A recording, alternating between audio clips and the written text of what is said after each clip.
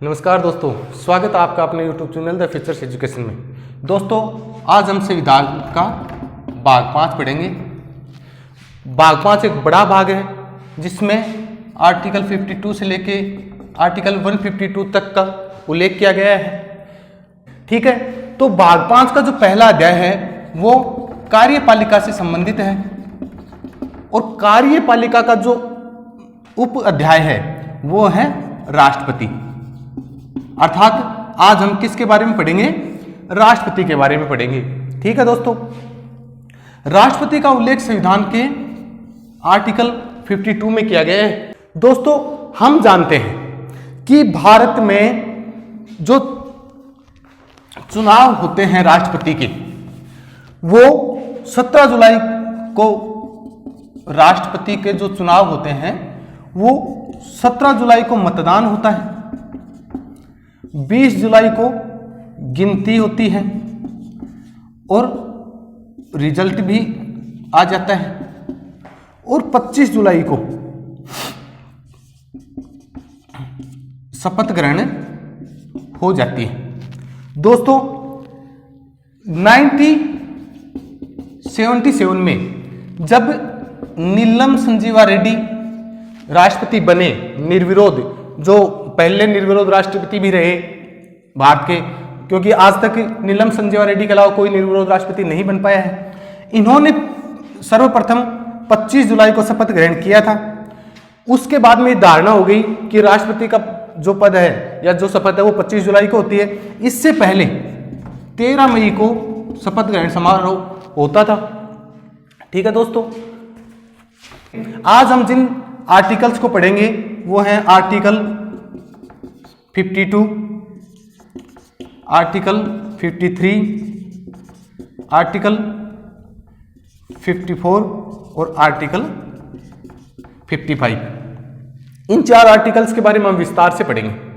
ठीक है दोस्तों, तो आर्टिकल 52 क्या कहता है कि भारत का एक राष्ट्रपति होगा।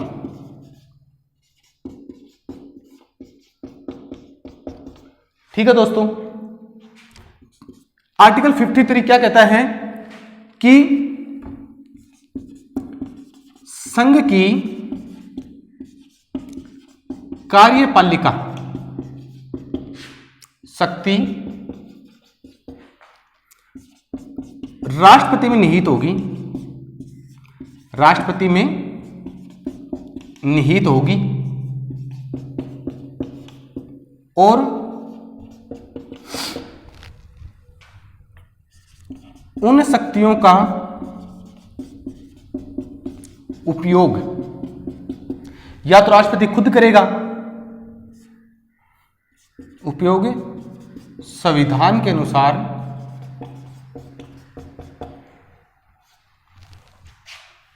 स्वयं करेगा,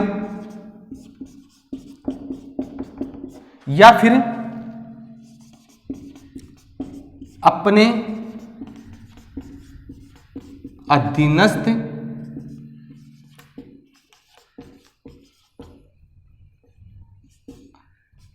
अधिकारियों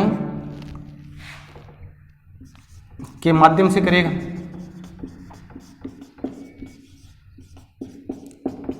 ठीक है दोस्तों, 52 कहता है कि भारत का एक राष्ट्रपति होगा। 53 कहता है कि संघ की कार्यपालिक शक्तियां राष्ट्रपति में निहित होंगी और उनका उपयोग या तो वो स्वयं करेगा संविधान के अनुसार, या फिर उसके जो अधीनस्थ अधिकारी हैं उनके माध्यम से वो इन शक्तियों का उपयोग करेगा। आर्टिकल 54 हमें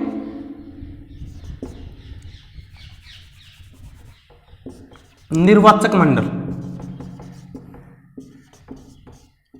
की जानकारी देता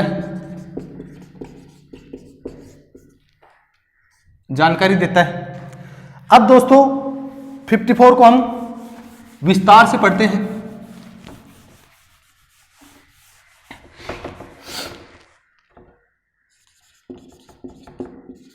आर्टिकल 54 निर्वाचक मंडल या इलेक्टोरल कॉलेज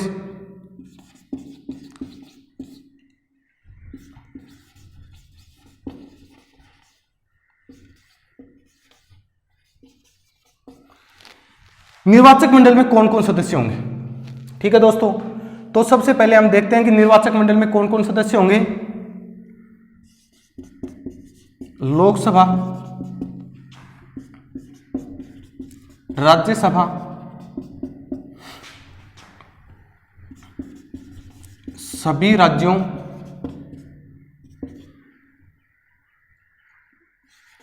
व दिल्ली व पुदुचेरी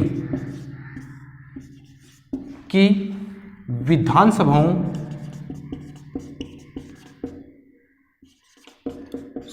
के निर्वाचित सदस्य।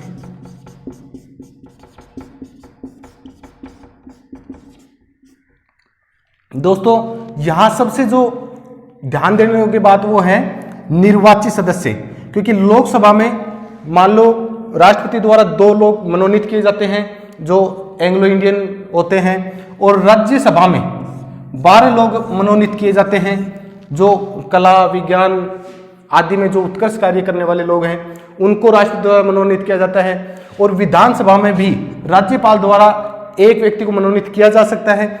उन व्यक्तियों को राष्ट्रपति के चुनाव में भाग लेना या मतदान करने का अधिकार नहीं होता है, तो सिर्फ निर्वाचित सदस्य ही राष्ट्रपति के चुनाव में भाग ले सकते हैं। अब कितने जो लोग होते हैं और कितना इनका जो टोटल मतमूल्य होता है वो हम देखते हैं। देखो दोस्तों, लोकसभा, राज्यसभा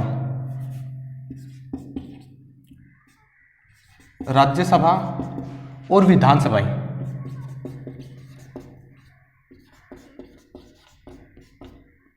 सभी राज्यों की, ठीक है।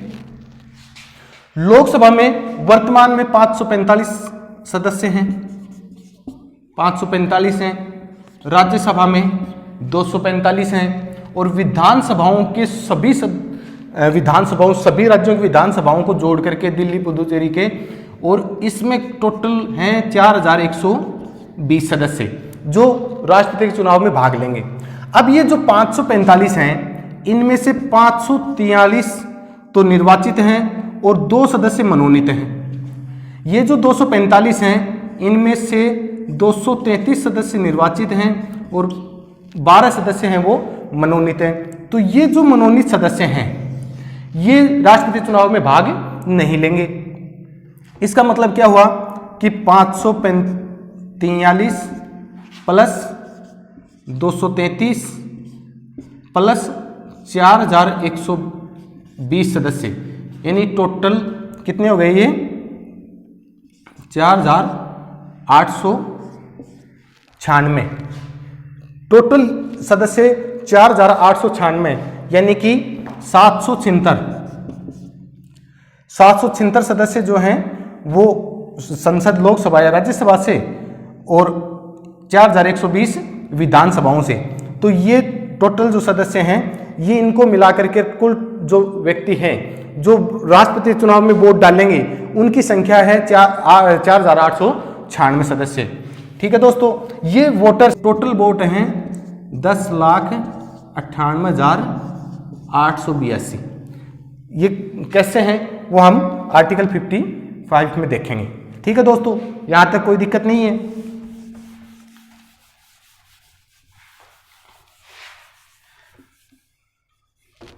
अब हम देखते हैं आर्टिकल 55। दोस्तों आर्टिकल 55 में 2-3 बातों को हम डिस्कस करेंगे। पहला है अप्रत्यक्ष चुनाव।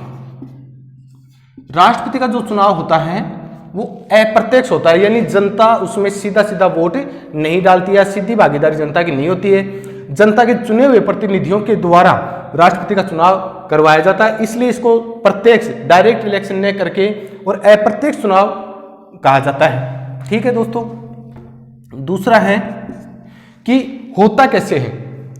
देखो 1952 का जो एक्ट है, कौन सा? द प्रेसिडेंटल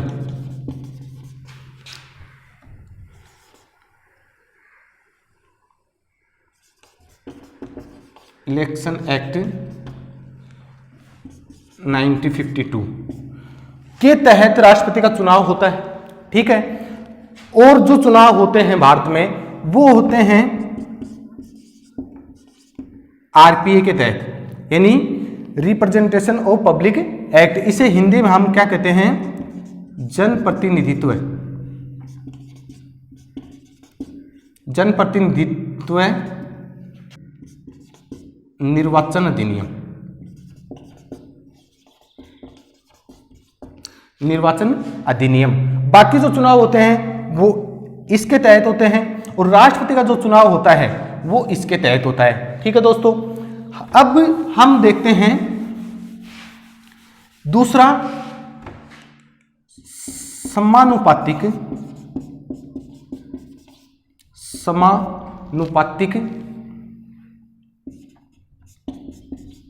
प्रतिनिधित्व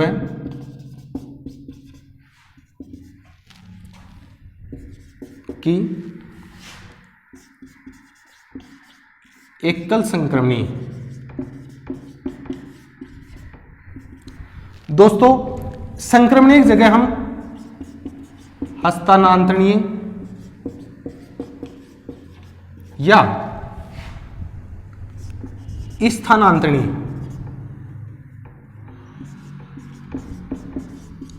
शब्द भी काम में ले सकते हैं। स्थानांतरणीय मत प्रणाली द्वारा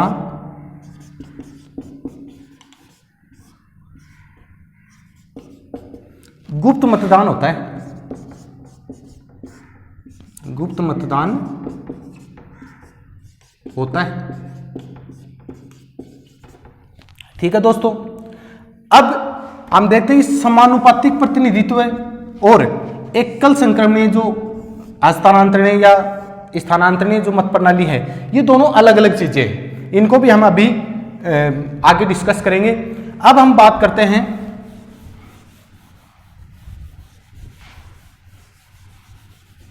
ये तो हो गया अप्रत्यक्ष या राष्ट्रपति का जो चुनाव की निर्वाचन की बातें।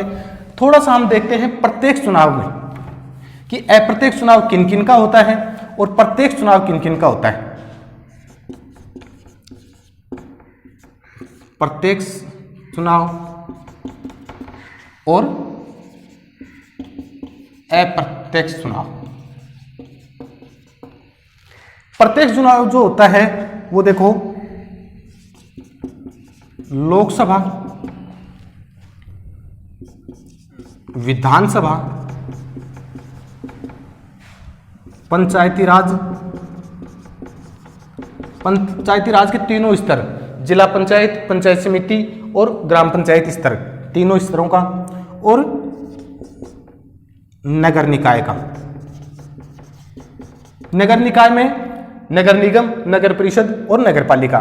ये जो चुनाव होते हैं ये होते हैं प्रत्यक्ष द्वारा, यानी इन चुनावों में जनता सीधे सीधे भाग लेती है, यानी अपना प्रतिनिधित्व खुद वोट डाल करके चुनती है। अप्रत्यक्ष चुनाव किनका होता है? राष्ट्रपति, उपराष्ट्रपति,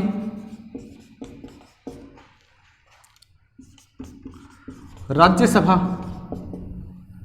और विधान परिषद।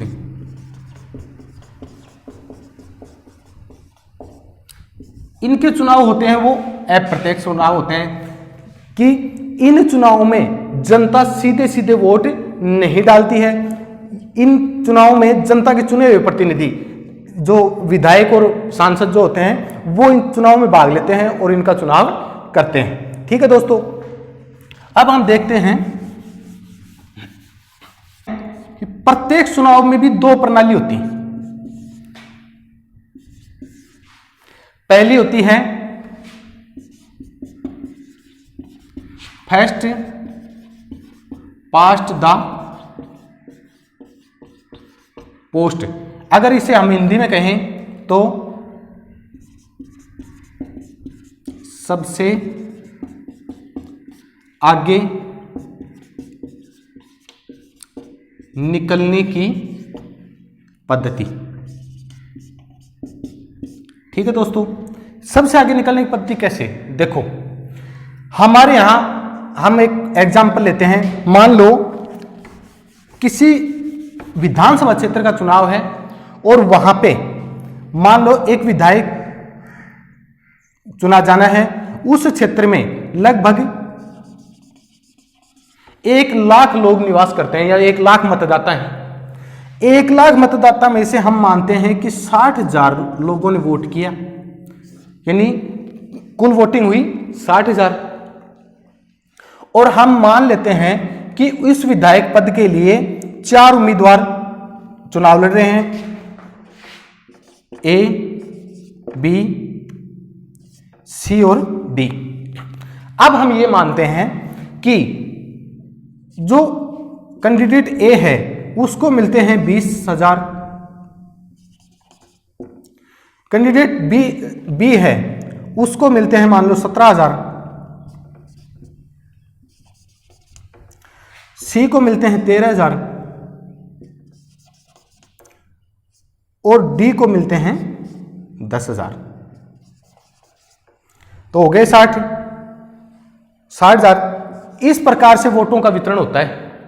अब दोस्तों हम देखते हैं कि फर्स्ट पास्ट द पोस्ट जो पद्धति है उसमें जो कैंडिडेट ए है ये जीत जाएगा या विजेता हो जाएगा। विजेता कौन हो जाएगा? ए। जबकि अगर गौर से हम देखें तो कुल मतदाता थे 1 लाख, जिसमें से कितने लोगों ने पसंद किया है?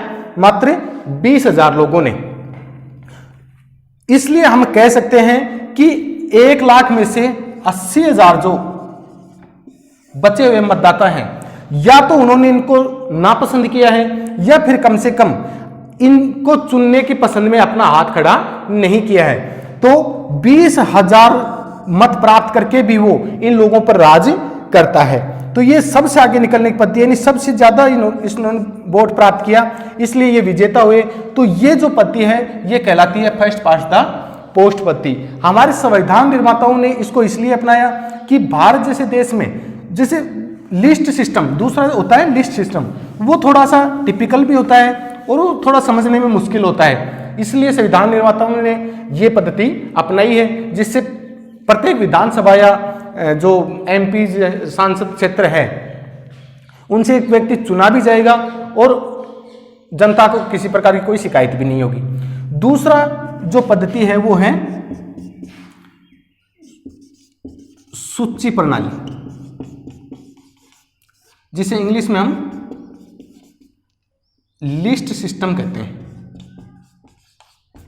ठीक है दोस्तों, लिस्ट सिस्टम में क्या होता है कि लिस्ट सिस्टम में पार्टियां चुनाव लड़ती हैं। इसमें पार्टियां लड़ती हैं, लेकिन इसमें तो क्या होता है फर्स्ट पास्ट द पोस्ट में कि पार्टी प्रत्येक सीट पे अपना एक उम्मीदवार उतारती है और उस उम्मीदवार के बेस पे लोग वोट डालते हैं और वो जीत के जाता है।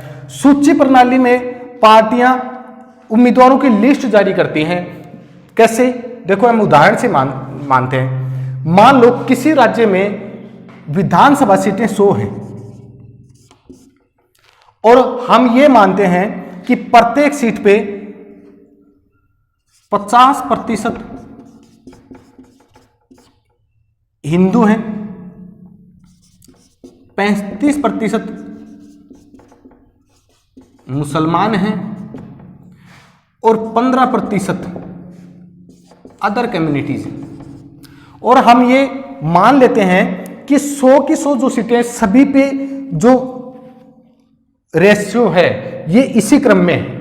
ठीक है दोस्तों, अब होता क्या है कि हम मान लेते हैं कि जो चुनाव है धार्मिक और सामाजिक स्तर पे बढ़ चुका है।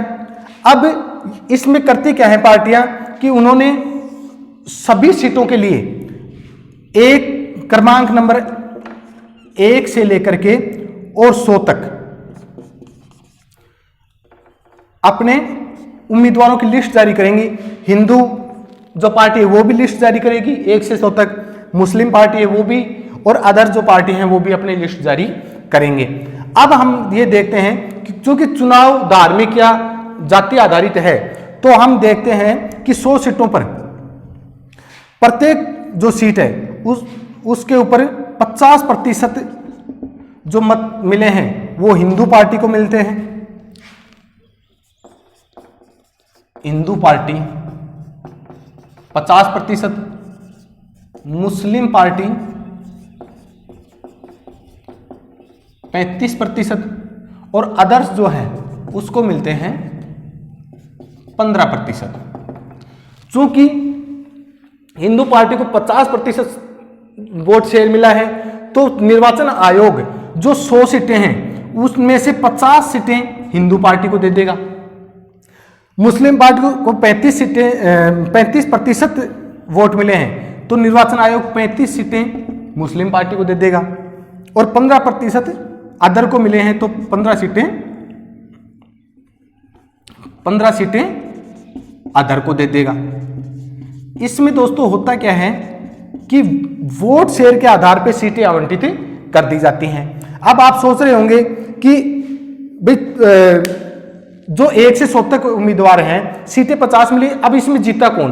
क्योंकि किसी सीट पे इंडिविजुअल तो कोई कैंडिडेट था नहीं। क्यों? क्योंकि सिर्फ पार्टी के नाम पे वोट पड़े हैं, किसी को नहीं पता कि हम जो वोट डाल रहे हैं वो किस उम्मीदवार को डाल रहे हैं, वो सिर्फ उस पार्टी को हम डाल रहे हैं। ठीक है दोस्तों, अब देखो होगा क्या कि हिंदू पार्टी ने जो एक क्रमांक नंबर 1 से 100 तक जो लिस्ट जारी की थी उसमें चूंकि उसको 50 सीटें मिली हैं तो क्रमांक नंबर 1 से 50 तक जिन उम्मीदवारों का नाम है वो इसमें इलेक्टेड हो जाएंगे या निर्वाचित हो जाएंगे। ठीक उसी प्रकार से मुस्लिम पार्टी को 1 से 35 क्रमांक नंबर 1 से 35 तक जो कैंडिडेट हैं वो इलेक्टेड हो जाएंगे और अदर पार्टी के 1 से 15 जो कैंडिडेट हैं वो इलेक्टेड हो जाएंगे। इसका फायदा क्या होता है दोस्तों कि भीड़तंत्र में जो अल्पसंख्यक हैं उनकी वोट की वैल्यू खत्म नहीं होती है, जबकि फर्स्ट पास्ट द पोस्ट है उसमें अगर हम माने कि 100 सीटें हैं और हिंदू पार्टी को 50% वोट मिले प्रत्येक सीट पे, तो वोट तो मिलेंगे उसको 50%, लेकिन वो सीटें ले जाएगा 100%। और ये जो अल्पसंख्यक जो है उनके वोटों का जो महत्व वो खत्म ही हो जाएगा। इसलिए बहुत सारे देशों में इस प्रणाली का उपयोग किया जाता है। लेकिन दोस्तों भारत जैसे जो विविधता भरे जो देश हैं, जहां विभिन्न धर्म, समुदाय, जाति, भाषा, संस्कृति के जो लोग निवास करते हैं, वहां अगर सूची प्रणाली शुरू करते हैं तो वहां पे छोटी छोटी पार्टियां बहुत ज्यादा हो जाएंगी और एक सरकार को जो स्थायित्व चाहिए, एक बहुमत चाहिए, वो कभी सोच ही नहीं सकते उसके बारे में, वो कभी मिल ही नहीं पाएगा। अगर वो बहुमत नहीं मिल पाएगा तो जो गवर्नमेंट है उसको स्टेबिलिटी नहीं मिलेगी, स्थायित्व नहीं मिल पाएगा, और जब स्थायित्व नहीं मिलेगा तो गवर्नमेंट काम करेगी कैसे? इसलिए हमारे संविधान निर्माताओं ने भारत की विविधता को देखते हुए और फर्स्ट पास्ट द पोस्ट पद्धति अपनाई है सबसे आगे निकलने की। ठीक है दोस्तों, अब हम बात करते हैं